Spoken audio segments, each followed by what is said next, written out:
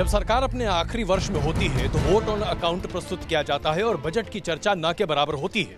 लेकिन भारतीय जनता पार्टी की अगुवाई की एनडीए सरकार इंटरिम बजट यानी कि अंतरिम बजट प्रस्तुत करना चाहती है। जाहिर सी बात है, यह बजट नहीं राजनीति है। इसलिए आज हम आपके सामने बजट पर चर्चा नहीं कर रहे बल्कि बजट की राजनीति पर चर्चा कर रहे हैं। हमारे साथ जफर इस्लाम साहब भारतीय जनता पार्टी से मौजूद हैं, गौरव बल्लभ कांग्रेस पार्टी से, सीपीआई से प्रोफेसर दिनेश वासनिक हमारे साथ हैं, संघ परिवार से विचारक इस बार संगीत रागी जी हमारे साथ हैं, दो वरिष्ठ पत्रकार एनके सिंह साहब और विनोद अग्निहोत्री जी हमारे साथ हैं और फाइनेंशियल एक्सपर्ट मनोज गिरवाला जी हमारे साथ मौजूद हैं।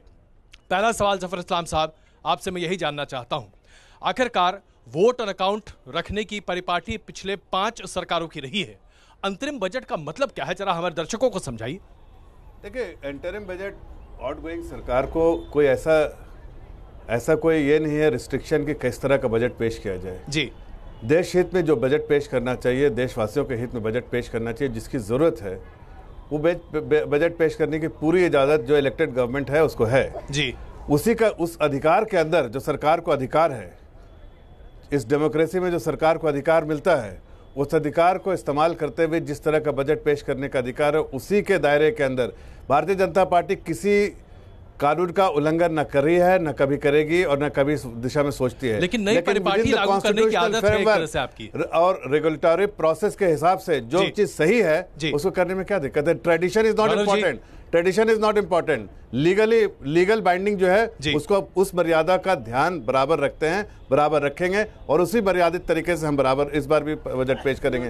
गौरव जी, सही कहा कि एस्टैब्लिश्ड ट्रेडिशन कोई मायने नहीं रखते, एस्टैब्लिश्ड इंस्टीट्यूशंस कोई मायने नहीं रखते, एस्टैब्लिश्ड लॉज कोई मायने नहीं रखते। मुझे बोलने दीजिए भैया, फिर अभी बात कर लेते हैं ना। फिर आप बीच में ऐसे बोलेंगे तो ना तो इनको मजा आएगा ना इनके दर्शकों को मजा आएगा। सुन लीजिए ना, पहले सुन लीजिए, जरा सुन लेते हैं। 5 साल का मैंडेट मिला था ना, 2014, 15, 16, 17, 17, 18, 19 का बजट पेश हुआ कि नहीं? पूरा बजट था कि नहीं? तो ये छठा बजट कैसे पेश हो गया, मुझे ये बताइए। फिर तो मैं इनसे कहता हूं कि 2050 का भी आज ही बजट पेश कर दे, मैं भी मेरे घर में खड़ा होके 3035 का बजट पेश कर देता हूं। मजाक मत करो संविधान के साथ, मजाक मत करो लोकतंत्र के साथ, बहुत हो गया। आज ही आपने देखा होगा नेशनल स्टैटिस्टिकल कमीशन के चेयरपर्सन और मेंबर बोले कि हमारी कोई उपयोगिता ही नहीं है, हम जो बोलते हैं उसको सुनते नहीं है, इसलिए जय श्री राम, वो भी गए। रिजर्व बैंक ऑफ इंडिया के 2 गवर्नर बोले जय श्री राम, वो भी गए। इकोनॉमिक एडवाइजर बोले जय श्री राम, वो भी गए। अब ये हो क्या रहा है देश में, ये कर क्या रहा है? आखिरकार ऐसा क्यों है कि अचानक पिछले 1 साल में भारतीय जनता पार्टी के मातहत काम करने वाली सरकारों के कई छोटे छोटे विभाग के लोग अब बाहर निकलकर अपनी भड़ास निकालने लगे हैं, और उसके साथ साथ क्या ये भी राजनीति का हिस्सा है? देखिए, मैं 2-3 बातें कहूंगा जी।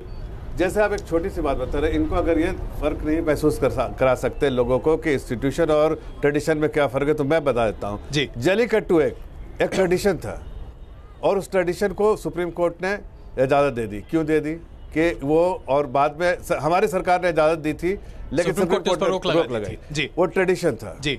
तो ट्रेडिशन जो है उस पर कहीं मनाहट नहीं होती है, उसके प्रोज एंड कॉन्स देखे जाते हैं, बस इतना ही है।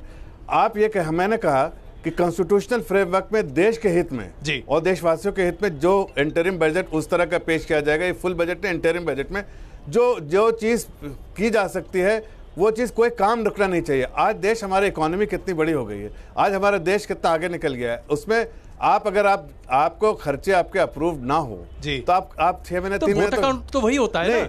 तो क्या मैं और उसके साथ साथ मैं ऐसे कह रहा हूँ, उसी तरह से मैं आपके पास दिया जल्ली कुट्टू खेलेंगे ये संसद में। अब उदाहरण भी जल्ली कुट्टू का दिया। अच्छा, भगवान संगीत रागी जी, ये बताइए कि क्या ये राजनीति है जो आज बजट के साथ सामने आ रही है? क्योंकि आमतौर पर संघ परिवार इस बात को लेकर बहुत ही दृढ़ रहता है कि परंपराओं के साथ, परिपाटी के साथ कभी छेड़छाड़ नहीं होनी चाहिए। अब vote on account interim budget बन गया है। देखिए, हमको एक पूरी आदत बन गई है, हम किसी चीज़ को बाइनरी में देखते हैं, या तो इधर या तो उधर, या तो ये ठीक है या वो ठीक है। ऐसी चीज़ें होनी नहीं चाहिए। बहुत सारी ऐसी परंपराएं हैं, बहुत सारी ऐसी संसदीय परंपराएं हैं जिन्हें हम लोग कहते हैं कि उसे कैरी फॉरवर्ड करना चाहिए जी। बहुत सारे ऐसे हैं जो रूढ़ हैं, उनको ख़त्म भी कर देना चाहिए। आपने देखा होगा पहले बजट कब इंट्रोड्यूस किया जाता था जी, तो वो भी एक परंपरा का हिस्सा था, हमने उसको हटा दिया, ठीक है कि नहीं। कल जाकर के ऐसी बहुत सारी परंपराएं हैं। जहां तक संवैधानिक परंपराओं की बात है, मैं बिना कोई एक, आप जरा सोचिए तो कि कॉन्स्टिट्यूशन कहता है कि जो विधानसभा में चुना गया नेता है वही मुख्यमंत्री बनेगा, लेकिन ये हाई कमांड का कल्चर कहां से आया? कांग्रेस पार्टी ने इस देश की संसदीय परंपरा में हाई कमांड का कल्चर शुरू किया, यानी कि जो चुना हुआ व्यक्ति है वो मुख्यमंत्री नहीं बनेगा, ऊपर से श्रीमती गांधी थोपती थी। इसीलिए इसको हम लोगों ने, पॉलिटिकल साइंस का मैं प्रोफेसर हूं, हमने कहा deinstitutionalization of political process, और उसी से क्षेत्रीय पार्टियां खड़ी हो गई। क्योंकि जब दूसरी बात, जब इस बजट के बारे में हम बात करते हैं तो मुझे लगता है कि बजट पेश करने में कोई भी हर्ज नहीं है।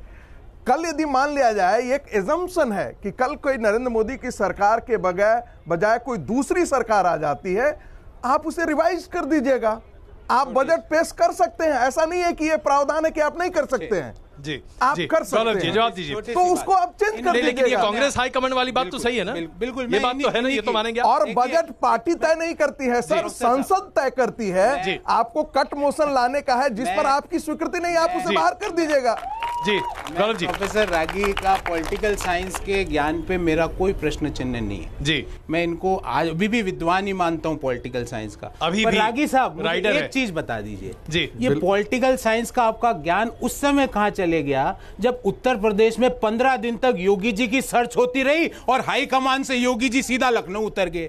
ये आपका पॉलिटिकल साइंस का ज्ञान उस दिन कहां चले गया जब महाराष्ट्र के विधायक घूमते रहे और हाई कमान से फडणवीस हेलीकॉप्टर से सीधा वहां विधान भवन में उतर गए। वो पॉलिटिकल साइंस कहां चले गया? वहां आपको हाई कमान नहीं दिखा, पहली बात। दूसरी बात, इन्होंने बजट की बात करी कि भाई बजट में होता है, हम कर सकते हैं, जो करना है बाद में चेंज कर देना। देखिए, चीजें बनाने में समय लगता है, एक परिपाटियां निर्माण करने में समय लगता है। आज एक ये प्रिवेंट कस्टम ही है ना कि जब भी आप मिलोगे मैं आपका नमस्कार करके सम्मान करूंगा, आप कह दो नहीं करेंगे, जब भी मिलेंगे एक चाटा मारेंगे एक दूसरे को। ऐसे परिपाटियां चेंज नहीं होती। एक छोटी सी बात, तीसरी बात, मैं आपको तीसरी बात, छोटी सी बात करके मैं समाप्त करता हूं कि आप ये बताइए, 5 साल की चुनी हुई गवर्नमेंट को छठा बजट पेश करने का अधिकार संविधान के कौन से अनुच्छेद में दिया गया? मुझे ये बता दो। और मैं इनसे आग्रह करता हूँ, अगर किया हुआ है तो 3050 का भी बजट आज ही प्रस्तुत करें। आज जो सरकार, जो पार्टी ऑपोजिशन में बैठी, एक मिनट, जो पार्टी बैठी है ऑपोजिशन में, उसको क्या बजट से पहले बजट की चीजें या कोई ऐसा चीज पेश करना चाहिए जो अभी राहुल गांधी ने किया है, जब वो सरकार में नहीं है और वो बजट की तरह वायदे करने में क्या दिक्कत है? पेश कर रहे हैं तो सरकार को करने में क्या दिक्कत है? सरकार को तो कॉन्स्टिट्यूशनल राइट है, इनको तो राइट भी नहीं है। कॉन्स्टिट्यूशनल है हमारी। प्रोफेसर वासनिक में वायदा क्या ये राजनीति है और विशुद्ध राजनीति है क्या? बजट दरअसल लोकसभा में जब प्रस्तुत किया जाएगा इंटरिम बजट, तो वो दरअसल एक माध्यम है जिसके जरिए देश की जनता को एड्रेस किया जाएगा। प्रोफेसर वासनिक, देखिए, वास्तविक तौर पे, मौलिक तौर पे तो इनको वोट ऑन अकाउंट पास करना चाहिए। ये बजट पेश नहीं कर सकते और ना इनको करना चाहिए।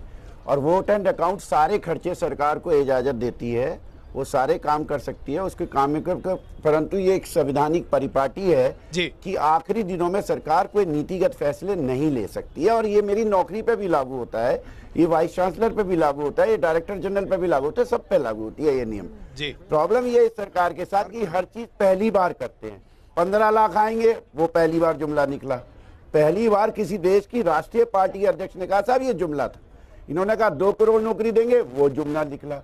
रात को 12 बजे सीबीआई में कूदी डिटेंट कर दिया, वो पहली बार हुआ।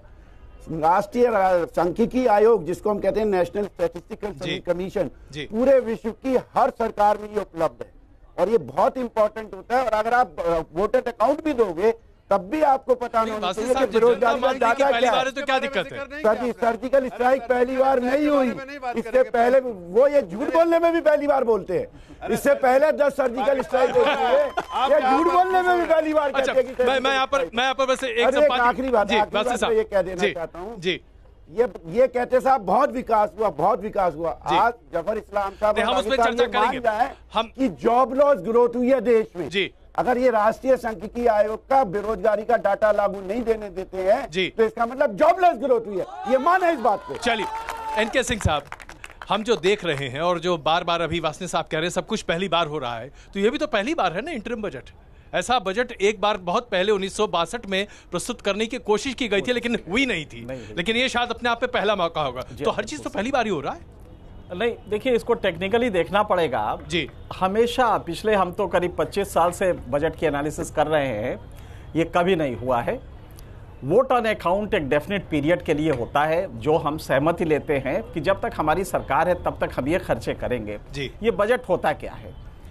सरकार पिछले साल का ब्यौरा देती है खर्च का, अगले साल के खर्च के लिए परमिशन मांगती है संसद से जी। ये इसका पर्पस होता है। जो सरकार परमिशन मांग रही है इंटरिम बजट में या फुल बजट में, वो खुद चुनाव पे जा रही है जी। उसका अपना अस्तित्व खतरे में है, रहेगी नहीं रहेगी।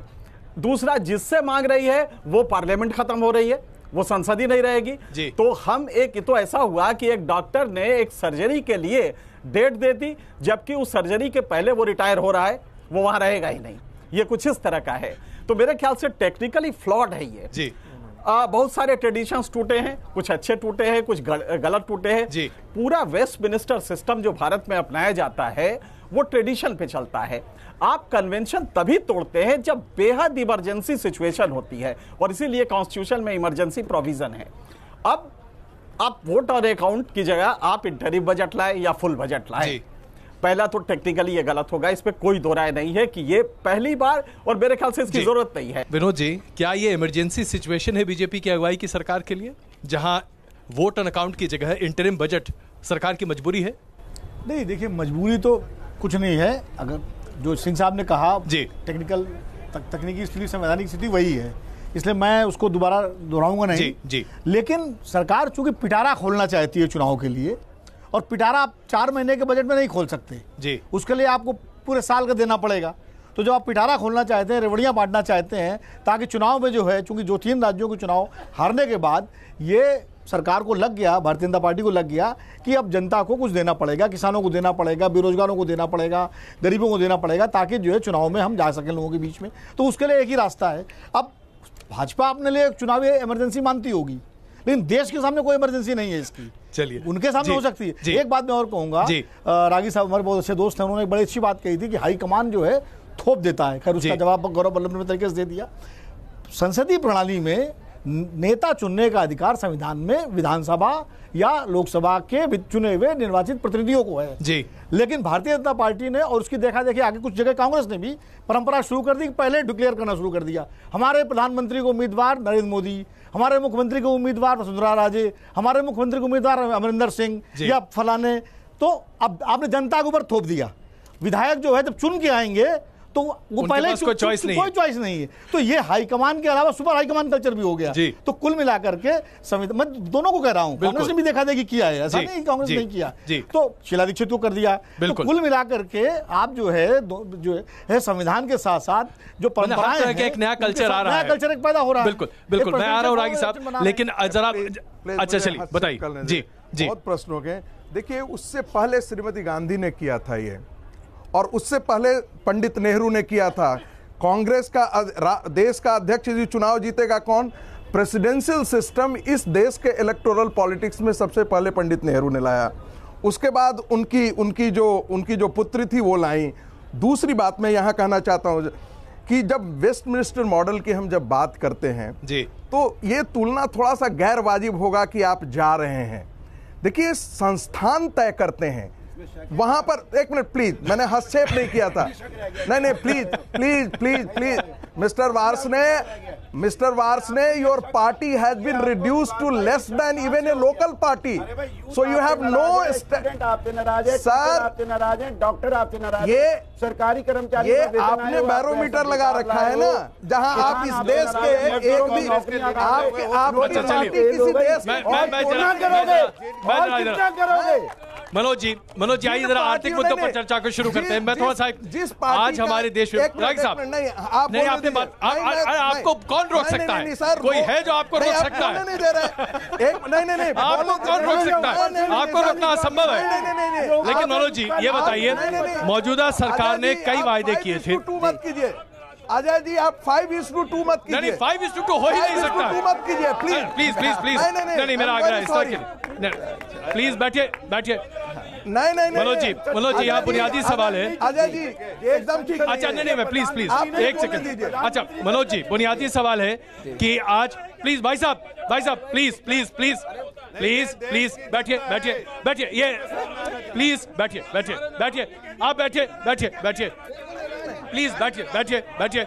मनोज जी बुनियादी सवाल यहाँ पर है कि क्या आज जो नौकरियों की बात हो रही है, जो विकास की बात हो रही है, जो तरक्की की बात हो रही है, क्या हमारे देश में वो सब कुछ दिख रहा है? क्योंकि आप जो आंकड़े दें उसके आधार पर मैं अब जफर भाई से सवाल पूछूं। मनोज जी नहीं देखिए, ऐसा है कि जिस इकोनॉमिक प्रोग्रेस की बात इस सरकार ने की थी, अगर ज़मीनी स्तर पे तो वो कहीं से भी नहीं है, चाहे वो नौकरी के मामले में हो, जीडीपी भी अभी भी अगर हम देखें तो सरकार की जो भी पॉलिसीज़ थी, चाहे वो नोटबंदी की हो, चाहे वो जीएसटी की हो, उसने एक हैमर की तरह उसके ऊपर काम किया। लेकिन अजय उससे भी इम्पॉर्टेंट चीज़ ये है कि जो भी इंटरिम बजट होता है वो जनरली पॉलिटिकल पार्टी एक इलेक्शन मैनिफेस्टो की तरह इस्तेमाल करती है। मैं सबसे पहले नरसिम्हा राव के टाइम की बात करूँगा। उस समय मनमोहन सिंह जी ने जो अपना ये इंटरिम बजट पेश किया था, उस इंटरिम बजट के एंड में उन्होंने डायरेक्टली लोगों से अपील करी थी कि नेक्स्ट इलेक्शन में आप कांग्रेस को ही वोट करें।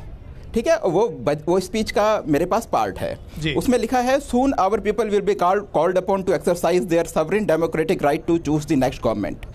बाद में उन्होंने लिखा है कि our people will be discriminating enough to recognise the friendly hand that alone can help them. ठीक है, उसके बाद जो नेक्स्ट स्पीच थी यूपीए सरकार की ही, प्रणब मुखर्जी साहब ने जब इंटरिम बजट अपना प्रेजेंट किया था तो उसमें भी उन्होंने लोगों से यही अपील करी थी कि हाथ ने जिस तरीके से आपको सपोर्ट किया है, हाथ से हाथ मिलाइए जिस समय आप वोट देंगे उस समय।